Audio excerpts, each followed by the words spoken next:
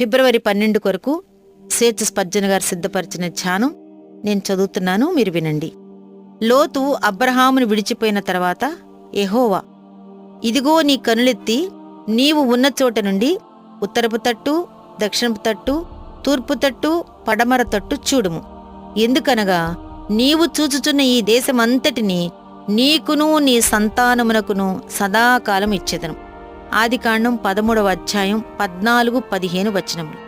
ఒక జ్ఞాపకార్థ సంఘటన కోసం దేవుని దీవెనిది. అబ్రహాము ఒక కుటుంబ సమస్యను పరిష్కారం చేశాడు. మనం బంధువులం, నీకు నాకు మధ్య కలహం ఉండకూడదు అని లోతుతో చెప్పాడు. సమాధానకర్తలు పొందే దీవెన అబ్రహాం పొందాడు. ప్రభువు సమాధానకర్త. సమాధానాన్ని వెతికి వెంటాడే వారికి ఆయన కృప అనుగ్రహించేవాడు.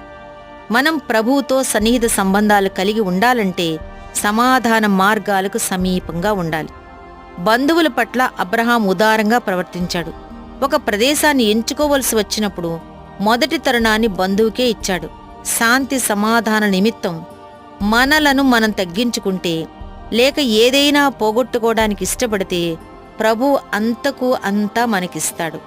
మన పితరుడైన అబ్రహాము ఎంత మేరకు చూశాడో అంత ప్రదేశాన్ని స్వతంత్రించుకోగలిగాడు. విశ్వాసంతో మనం కూడా అలా చేయగలం. దేవుడు చూపించింది పొందటానికి అబ్రహాము కనిపెట్టవలసి వచ్చింది. అయితే ప్రభువు ఆ స్వాస్థ్యాన్ని అబ్రహాంకే కాదు కాని అతని సంతానాన్ని కూడా వాగ్దానం చేశాడు. నిబంధన వరమును బట్టి లెక్కలేనని దీవెనలు ఇప్పుడు మన సొంతం అయ్యాయి. సమస్తం మనవే. మనం ప్రభువును విశ్వాసం ద్వారా సంతోషపరచగలిగినప్పుడు మనం సమస్తాన్ని చూచేటట్లు, తద్వారా వాటిని స్వతంత్రించుకునేటట్లు చేయగలడు. అవి ప్రస్తుతం ఉన్నవైనా లేక భవిష్యత్తులో రాబోయేవైనా అవన్నీ మనవే. మనం క్రీస్తువారం, క్రీస్తు దేవునివాడు.